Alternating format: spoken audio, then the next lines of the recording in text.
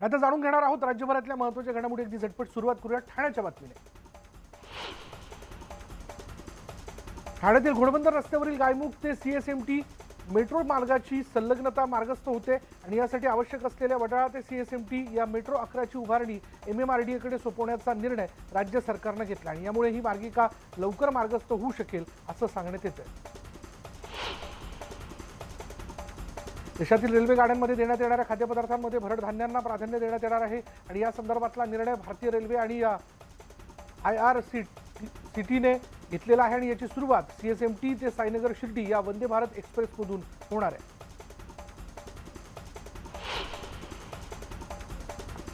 समृद्धी महामार्गानंतर नागपूर ते गोवा शक्तीपीठ महामार्ग बांधण्यात येणार आहे आणि त्यामुळे 760 किलोमीटरचं अंतर 11 तासात कापता येणं शक्य होईल. विशेष म्हणजे हा महामार्ग 3.5 शक्तीपीठ म्हणजेच कोल्हापूरची अंबाबाई, तुळजापूरची तुळजाभवानी, माहूरची रेणुकामाता आणि नाशिकमध्ये वणीच्या सप्तशृंगीला जोडणार आहे.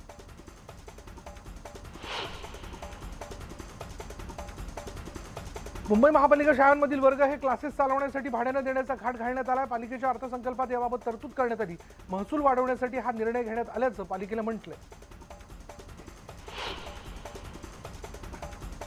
चाचणीविना औषधांची निर्यात केली जात असल्याची गंभीर बाब समोर आली. राज्यातील 200 औषध उत्पादकांकडून तयार करण्यात येणारी 2000 पेक्षा अधिक औषधं कोणतेही चाचणी प्रमाणपत्र न घेताच निर्यात होते.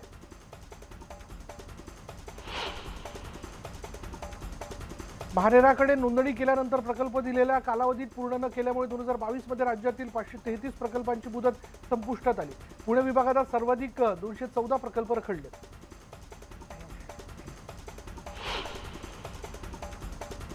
यापुढे फोनपे वरून परदेशातही पेमेंट करता येईल. UAE, सिंगापूर, मॉरिशस, नेपाळ, भूतानमध्ये सध्या ही सुविधा सुरू होते आणि त्यामुळे युजर्सना भारतातील बँकेतून विदेशी चलनात पेमेंट करता येईल.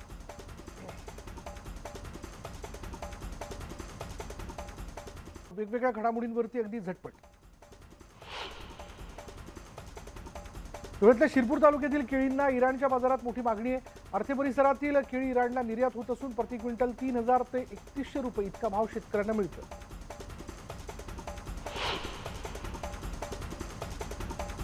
चक्रीवादळ, गारपीट आणि CMV रोगाच्या प्रादुर्भावामुळे यंदा केळी उत्पादनात मोठी घट झाली आहे. जळगावमध्ये केळीला 70 रुपये डझन इतका भाव असूनही केळी मिळणं कठीण झालं.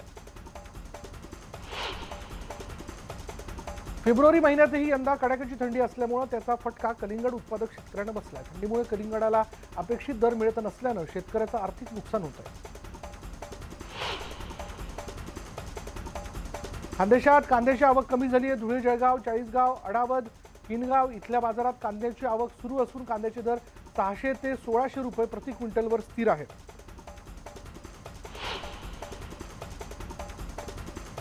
यंदा तुरीच्या उत्पादनात मोठी घट झाली असून तुरीचे दर तेजीत आहेत. तुरीचे दर प्रति क्विंटल 7000 ते 8000 रुपयांच्या दरम्यान राहण्याचा अंदाज व्यक्त केला जातोय.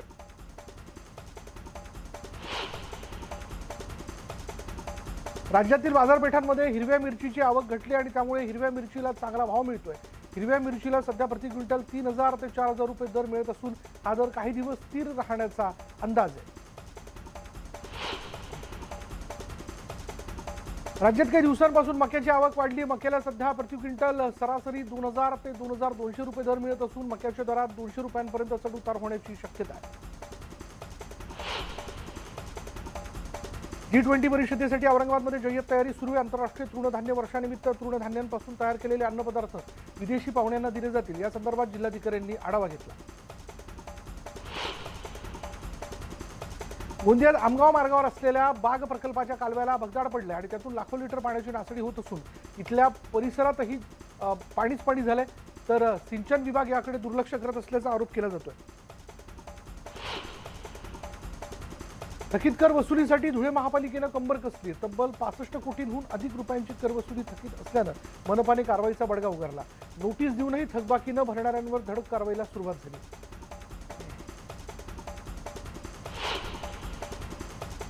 रिझर्व्ह बँक आज आपलं पतधोरण जाहीर करणार आहे. रिझर्व्ह बँक रेपो रेटमध्ये वाढ करण्याची शक्यता वर्तवली जाते. यंदा होळीनिमित्त कोकणात जाणाऱ्या प्रवाशांसाठी ST महामंडळाने नियमित बससोबतच 250 जादा बसगाड्या सोडण्याचा निर्णय घेतला. 3 मार्च ते 12 मार्च दरम्यान जादा गाड्या कोकण परिसरात सोडण्यात येणार आहेत. 12 वर्षांपूर्वी सुरू झालेल्या मुंबई गोवा महामार्ग चौपदरीकरणाच्या प्रकल्पाचं काम पुढील वर्षी फेब्रुवारी आधी पूर्ण केलं जाईल अशी माहिती राज्य सरकारने उच्च न्यायालयाला दिली आहे। सध्या या महामार्गाचं 30% अधिक काम बाकी आहे।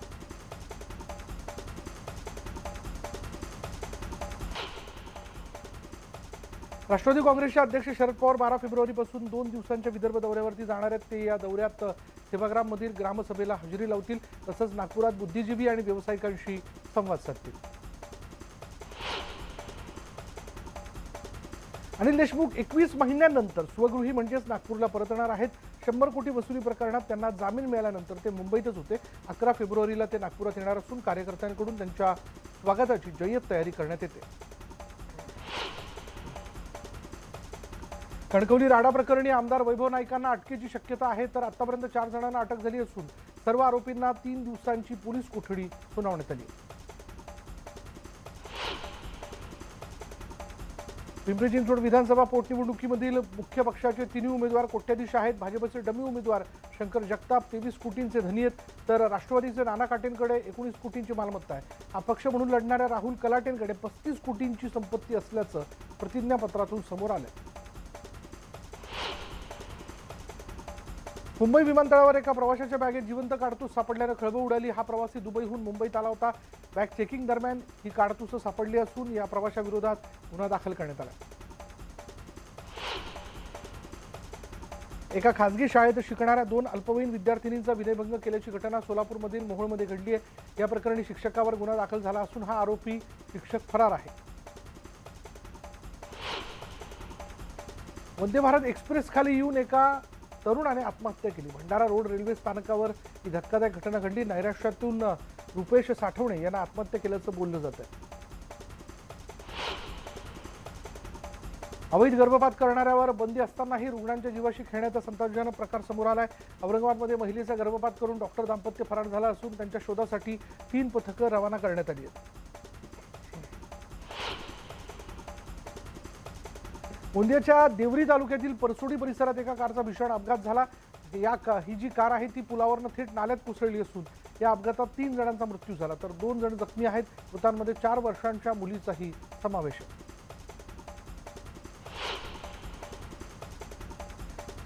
जप्त केलेली मोटरसायकल आणि मोबाईल परत देण्यासाठी 10,000ची लाच घेणाऱ्या पोलीस कर्मचाऱ्याला अटक करण्यात आली। वाशिमच्या रिसोड पोलीस स्टेशनमधील विशाल एकाडे या कर्मचाऱ्याला एसीबीने रंगेहात पकडलं। या प्रकरणात आणखी कोणी कर्मचारी आहे का याचा तपास एसीबी करते। वाशिमच्या सराफा लाईनवरील एटीएम फोडण्याचा चोरट्यांचा प्रयत्न फसलाय। एटीएम फोडण्याच्या प्रयत्नांनंतर दोघांना पोलिसांनी जेरबंद केलं। विशाल कदम आणि प्रशांत कदम अशी या आरोपींची नावं आहेत। सोलापूरमध्ये रमाबाई आंबेडकर यांच्या 125व्या जयंतीनिमित्ताने दीपोत्सवाचं आयोजन करण्यात आलं। यावेळी सम्राट बागेचा परिसर 25,000 दिव्यांनी उजळला। हजारो भीमसैनिकांच्या उपस्थितीत हा दीपोत्सव साजरा करण्यात आला।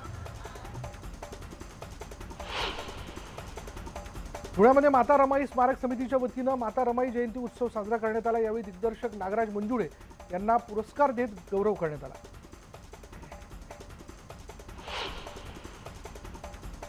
बोदवड शहरापासून 5 किलोमीटर दूर असलेल्या उजनी दर्गावरील वलीबाबाचा उरूस मोठ्या उत्साहात साजरा करण्यात आला आणि यावेळी काढण्यात आलेल्या संदल मिरवणुकीत मोठ्या संख्येने भाविक उपस्थित होते।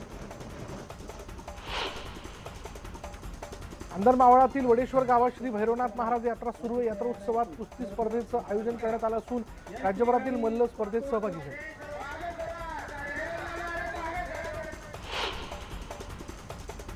आज पंतप्रधान नरेंद्र मोदी राष्ट्रपतींच्या अभिभाषणावर लोकसभेत बोलणार आहेत। त्यामुळे हिडनबर्ग अहवालानंतर अदानी यांच्यावर झालेल्या कथित घोटाळ्यासंदर्भात पंतप्रधान मोदी काय बोलणार याकडे सर्वांचं लक्ष लागलं।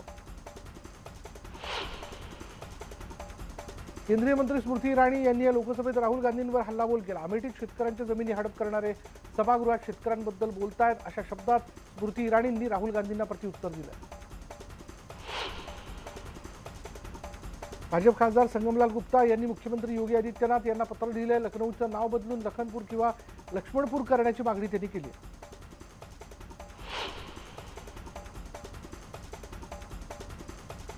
आफ्ताबनं पोलीस चौकशीत मोठी कबुली दिली। श्रद्धाची हत्या केल्यानंतर तिची हाडं ग्राइंडरमध्ये बारीक करून भुसा बनवला होता। नुकत्याच प्रदर्शित झालेल्या एका चित्रपटात असंच एक दृश्य दाखवण्यात आलंय।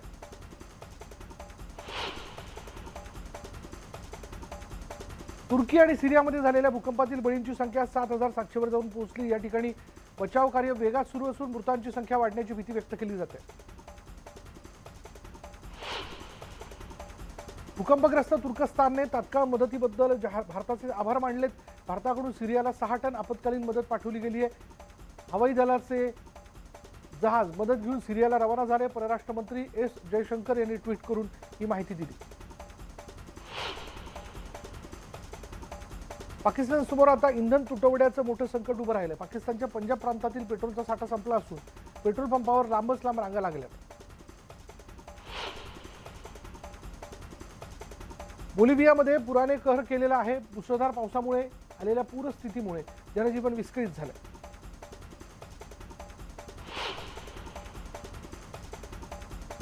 एका सिंहिणीसाठी चक्क 2 सिंहांनी एकमेकांवर हल्ला केला। दोघांची भांडणं झालेली पाहून सिंहिणीनं तिथून काढता पाय घेतलाय। एकीकडे भांडणाचा थरार आणि दुसरीकडे सिंहिणीची रिॲक्शन बघून नेटकऱ्यांना हसू आवरेल।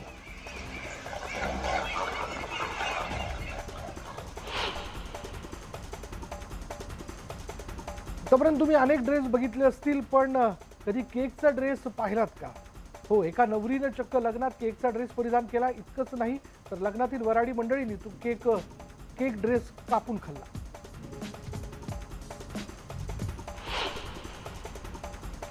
अंतराळवीरानं अंतराळातून चक्क पाण्याने भिजलेला कपडा पिळून दाखवला, पण अंतराळात गुरुत्वाकर्षणच नसल्यानं पिळलेल्या कपड्यातील पाण्याचं काय झालं ते तुम्हीच पहा।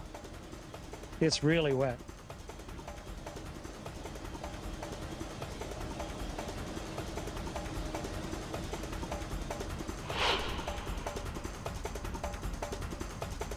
एका पठ्ठ्यानं चक्क गळ्यात सोन्या चांदीचे दागिने घालण्याऐवजी संत्री आणि टोमॅटोच्या माळा घातल्या। गाडी चालवत असताना तो माळीमधल्या संत्र्यांवर ताव देखील मारतो।